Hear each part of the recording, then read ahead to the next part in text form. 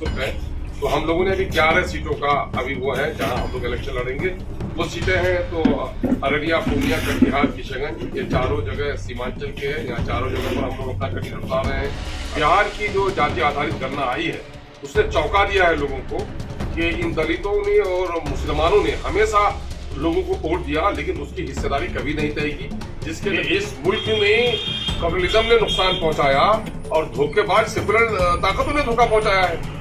दलित जो मूल निवासी रहे देश के, जो अकलियत के लोग हैं, उनके साथ नाइंसाफी होती रही है। हम लोग जहाँ बीजेपी, जदयू, कांग्रेस और शायद मुमकिन है कि राजद का तो कोई है नहीं, तो हम लोग ये तीनों जो हम वर्तमान में हैं उनके खिलाफ हम लोग इलेक्शन लड़ने जा रहे हैं। हमारा मामला यही है कि सेकुलर समाज बने।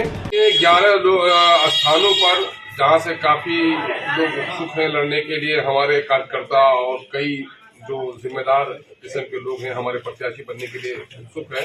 तो हम लोगों ने अभी 11 सीटों का अभी वो है जहाँ हम लोग इलेक्शन लड़ेंगे। वो सीटें हैं तो अररिया, पूर्णिया, कटिहार, किशनगंज, ये चारों जगह सीमांचल के हैं। यहाँ चारों जगह पर हम लोग अपना कटी उतार रहे हैं। दरभंगा में उतार रहे हैं और मुजफ्फरपुर में, उजियारपुर में, काराकट में, बक्सर में, गया में और भागलपुर में। एक बड़ा आरोप हम लोग को रहता था कि भाई सब हम लोग कांग्रेस के खिलाफ लड़ते हैं। तो आप देख लेंगे ये जिन जिन चीजों का हमने किया है, चाहे उजियारपुर को देख लीजिए, काराकट को देख लीजिए, दरभंगा को देख लीजिए, हम लोग जहाँ बीजेपी, जदयू, कांग्रेस और शायद मुमकिन है कि राजद का तो कोई है नहीं, तो हम लोग ये तीनों जो हम वर्तमान में हैं उनके खिलाफ हम लोग इलेक्शन लड़ने जा रहे हैं। हमारा मामला यही है कि सेकुलर समाज बने और दलितों और अकलियतों को मान और सम्मान बने। सिर्फ सेकुलरिज्म के नाम पर इनका शोषण और दोहन होता नहीं रहे। बिहार की जो जाति आधारित गणना आई है उसने चौंका दिया है लोगों को कि इन दलितों ने और मुसलमानों ने हमेशा लोगों को वोट दिया, लेकिन उसकी हिस्सेदारी कभी नहीं तय की, जिसके नतीजे में आर्थिक, सामाजिक, शैक्षणिक और सरकारी नौकरियों में इनकी हिस्सेदारी अत्यंत कम है। जाहिर है कि दलितों और अकलियतों के इस नाइंसाफी के खिलाफ तो हमारा एक मजबूत लड़ाई लड़ना हमारे लिए जरूरी है। इस वजह से पार्टी ने फैसला किया है। सर, किन्हीं पार्टी के साथ गठबंधन करके चुनाव लड़ेंगे, अकेले चुनाव लड़ेंगे? हमारी 1-2 पार्टी से भी बात चल रही है और वो हमारे नेशनल प्रेसिडेंट जनाब बैरिस्टर असदुद्दीन अवैसी साहब से हैदराबाद कई जगह के लोग गए हैं। हम लोगों ने कहा कि जो कुछ भी हमारी पॉलिसी बनेगी, लेकिन हमारा मामला चूंकि वहां से तय होता है, तो अभी कई जगह के जो प्रत्याशी लोग हैं वो लोग हैदराबाद गए हुए हैं और एलायंस के सिलसिले में बात चल रही है। सर, 11 सीटों पर प्रत्याशी भी चयन हो जाएगी?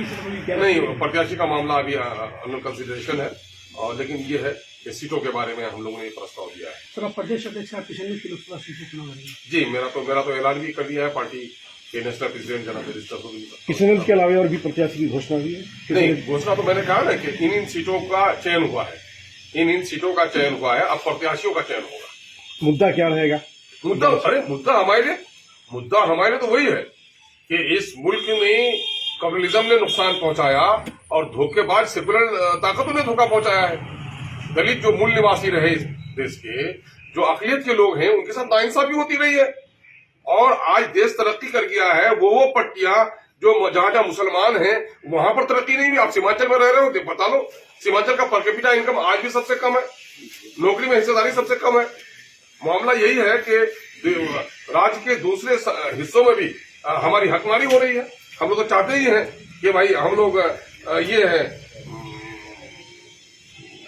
दलितों को इंसाफ मिले और सेकुलर सरकार बने, तो हम लोग तो ये मामला कर ही रहे हैं। अभी हम लोग चाह रहे हैं, अररिया से भी हमारे हम लोग तय कर देंगे अंतरी, और कटिहार से अभी आदिल साहब का नाम हम लोगों के पहले से हो रहे हैं। उन्होंने असेंबली इलेक्शन भी छोड़ दिया था पार्टी के कामकाज की वजह से, और पार्टी के समर्थित कार्यकर्ता रहे, काफी दबाव है, तो आदिल हसन एडवोकेट वहां पर अभी उस पर पार्टी ने उसका प्रस्ताव भेजा। सर, अचानक तरीके से सीए की घोषणा कर दी गई थी सर, रमजान के दिन, क्या कहेंगे? आज इसी पर